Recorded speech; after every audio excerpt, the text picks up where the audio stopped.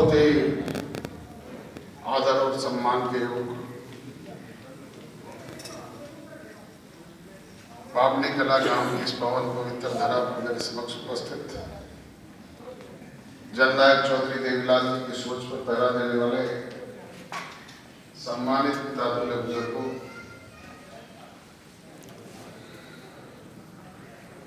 माता और बहनों,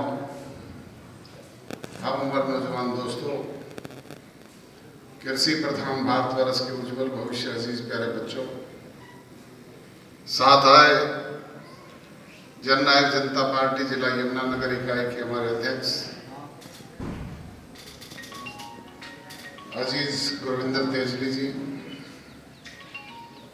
पार्टी के राष्ट्रीय सचिव वरिष्ठ नेता माननीय अशोक सेहवाल जी, पार्टी की प्रदेश महासचिव और आपके दुख सुख की सेविका माननीय डॉक्टर कुसुम सेहवाल जी, हल्का इकाई के अध्यक्ष भाई संजीव संधू जी, पार्टी के तमाम समर्पित वरिष्ठ सक्रिय कर्मठ और निष्ठावान कार्यकर्ता साथियों, गांव की सरपंच साहिबा काजल राठी जी, उनकी पंचायत के अन्य सदस्यगण, आज बहुत लंबे अंतराल के बाद आपके दर्शन करने का मौका मिला है, आपसे रूबरू मिलने का अवसर प्रदान हुआ है।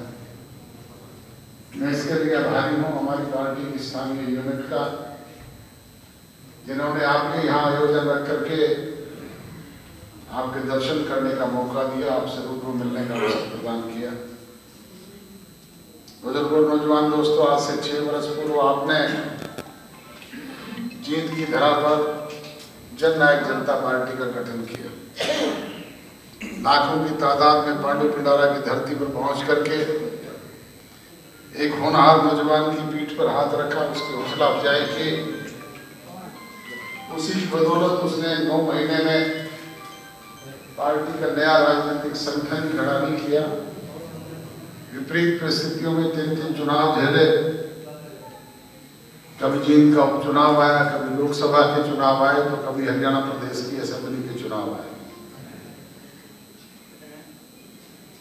आपका सहयोग, समर्थन, प्यार और आशीर्वाद था। उसी की बदौलत थोड़े से समय में आपने पार्टी को 17.5% वोट दिए और 10 विधायक हरियाणा प्रदेश की असेंबली में चुन करके भेजने का काम किया। उन 10 विधायकों की बदौलत ही राजभाग में आपकी साझेदारी हुई। जैसे ही राजभाग में हिस्सेदारी हुई, हमारे कार्यकर्ताओं के चेहरे पे लाली आई, उन्हें खुबी जगी कि विकास के काम होंगे, बच्चों को रोजगार मिलेगा, छोटी मोटी समस्याओं से हमें मुक्ति मिलेगी। परंतु मुझे ये कहते हुए अफसोस होता है कि जैसा आप लोगों ने सोचा था और हम करना चाहते थे, वो इस अरसे में हम कर नहीं पाए। उसके कई कारण रहे। एक तो हम पूर्ण बहुमत में नहीं, सरकार में सिर्फ 20% के साझेदार है, और दूसरा जैसे ही सत्ता परिवर्तन हुआ, सरकार बनी, कोरोना जैसी विश्वव्यापी महामारी आ गई, कभी पहला पेज, कभी दूसरा पेज, कभी तीसरा पेज, निरंतर 2 साल तक नहीं चलता। 2 साल हम चाह करके भी आपके बीच में नहीं आ पाए, और जब तक जनप्रतिनिधि लोगों के बीच में जाए नहीं, उनकी जाने नहीं, समझे नहीं, तब तक उसका समाधान नहीं हो पाता है। उस कोरोना से मुक्ति मिली तो किसान आंदोलन चल पड़ा। उस किसान आंदोलन की मार भी अगर सबसे ज्यादा किसी को पड़ी तो हमको पड़ी। कानून बनाए थे, केंद्र की सरकार ने लागू करवाने का काम किया था प्रदेश के सांसदों ने। ना हमारा कोई सांसद था, ना केंद्र की सरकार में भागीदारी। फिर भी जगह जगह जो किसान भाई धरने पर बैठे हुए थे, वो एक ही बात करते थे, दुष्यंत चौटाला अस्वीकार सरकार से अलग हो जाए। मैंने अनेक बार सार्वजनिक मंचों से भी कहा, मीडिया के समक्ष भी कहा कि भाई इस्तीफा अगर किसी बात का समाधान है तो 10 विधायकों को उससे ले जाओ और अपना समाधान करो। इस्तीफा तो केंद्र की सरकार में मंत्री रही हरसिमरत कौर बादल ने भी मंत्रिमंडल से दिया था। इस्तीफा तो मेरे भाई अजय सिंह चौटाला ने विधायकी से दिया था, कुछ हासिल हुआ क्या? हासिल होता है राज से, सत्ता से, ताकत से, और समाधान निकलते हैं बातचीत के जरिए। आज अगर आपकी दी ताकत है, हम सत्ता में हैं, तो आप जो भी कोई छोटी मोटी समस्याएं हमें रिस्पेक्ट से लेकर के आते हैं, हम सरकारी तंत्र से लेकर के उसका समाधान करवाने का काम आपके बीच में करते हैं। आज गांव के सरपंच साहिबा की तरफ से जो मांग पत्र उनके प्रतिनिधि के तौर पर गुलाब सिंह जी ने दिया है,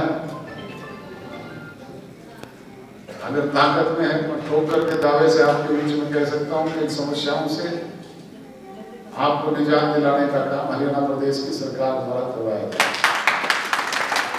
और अगर ताकत में ना हो तो फिर मेरे जैसे कितने लोग रोज आपके बीच में भाषण जानते घूमेंगे, कोई पूछने वाला है क्या? जो कोई कोर कसर कभी कोताही पिछले समय में रही है, चाहे वो कोरोना की वजह से रही, चाहे कोई किसान आंदोलन की वजह से, चाहे कोई हमारी कमी की वजह से रही, शेष बचे हुए समय में ना केवल उसकी भरपाई करेंगे बल्कि सवाया करके देने का काम करेंगे। और जो कोई कोर कसर कभी कोताही संगठन की दृष्टि से रही है, उसकी भरपाई करने का काम आपने करना है। वो काम ना अकेला अजय सिंह चौटाला कर सकता, ना ये मंच पर बैठे हुए लोग कर सकते, वो आप और हम मिल करके कर सकते हैं।